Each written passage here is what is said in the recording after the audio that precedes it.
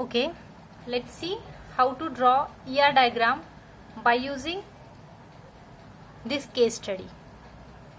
ठीक है, so I hope आपके लिए ये helpful होगा. So let's see the case study.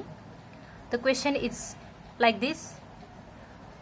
We have to implement a database for a school management system. This primarily consists of maintaining students' information like name, address, date of birth, etc. See, so out of this first paragraph, we will get our first entity, that is student. ठीक है? And this name, address, date of birth, roll number are, yes, attributes. Then from this second paragraph, we get some more information like details about the school to be stored include school's name.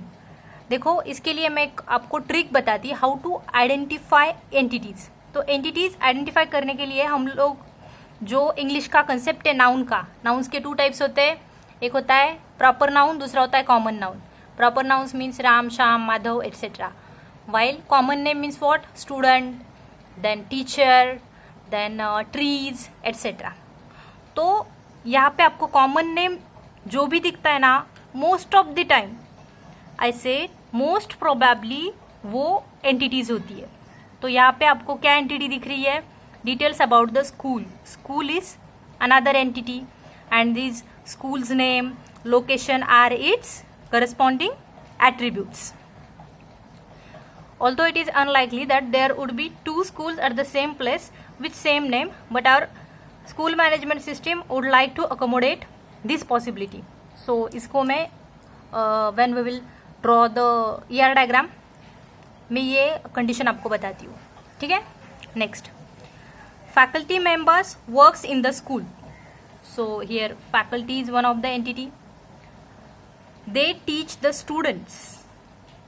Students हमने already ले चुके हैं हम लोग एक entity. Then a faculty member normally teachers multiple students at a time.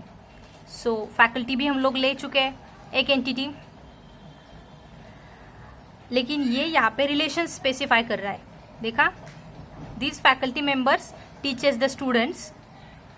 A faculty member normally teachers multiple students at a time. मतलब faculty और students में कौन सी रिलेशनशिप फॉर्म हुई? एक फैकल्टी है, मल्टीपल स्टूडेंट्स को टीच कर रहा है, तो वन टू मैनी. ठीक है? Also he can teach multiple courses to the students. तो और एक एंटिटी क्या हुई? कोर्सेज. ठीक है? तो अब देखो हमारे पास 4 एंटिटीज है. ये केस स्टडीज अगर हम लेते हैं तो ये हम लोग पहले फर्स्ट ऑफ ऑल हम ईयर डायग्राम ड्रॉ कर रहे हैं. दैट्स वाई हम लोग इस तरह से देखेंगे कि कौन कौन सी एंटिटी है और उसमें कौन सी रिलेशनशिप है. सो देखो यहाँ पे स्टूडेंट एंड स्कूल एक एंटिटी है, उसमें रिलेशनशिप कौन सी होगी? Student studies in school, then faculty works in school, faculty teaches courses, student takes courses.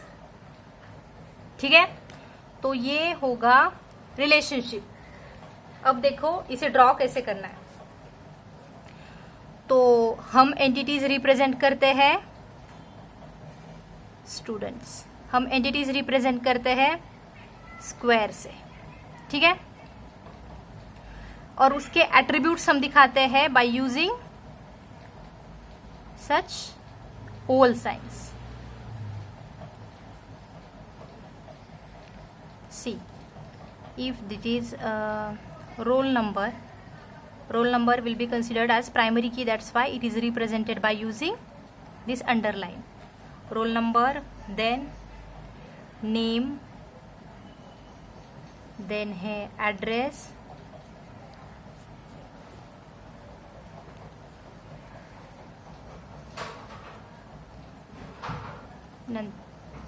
Date of birth. ठीक है? और स्टूडेंट्स और स्कूल्स में रिलेशनशिप हम दिखाते हैं by using this diamond sign. Students studies in school.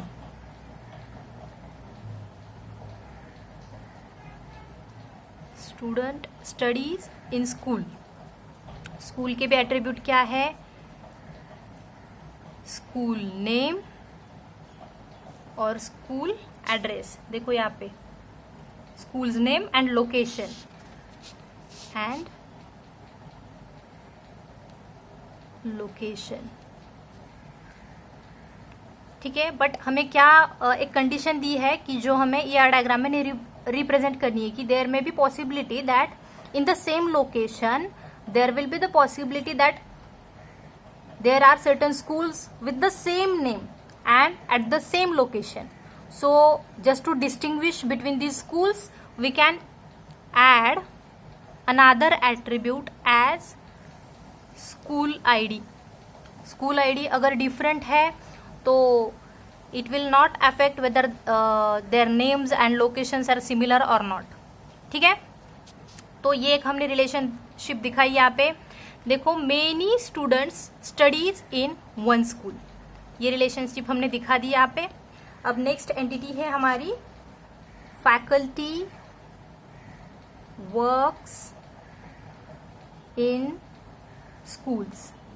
तो हमने रिलेशनशिप ये डायमंड साइन यूज करके दी और यहाँ पे फैकल्टी एक हमारी एंटिटी आ गई. फैकल्टी के लिए क्या होगा, फिर फैकल्टी आईडी होगा, कोई फैकल्टी नेम होगा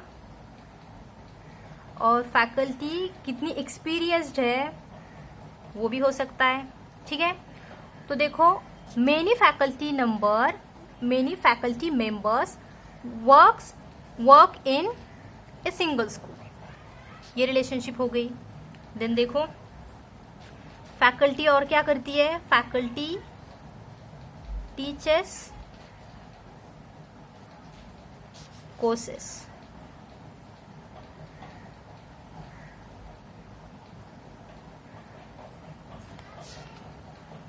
Many faculty members will teach many courses. ठीक है, अनदर रिलेशनशिप क्या हो सकती है अभी स्टूडेंट और कोर्सेस में, स्टूडेंट टेक्स, ये रिलेशनशिप यहाँ पे डायमंड साइन से दिखा रहे हैं हम लोग.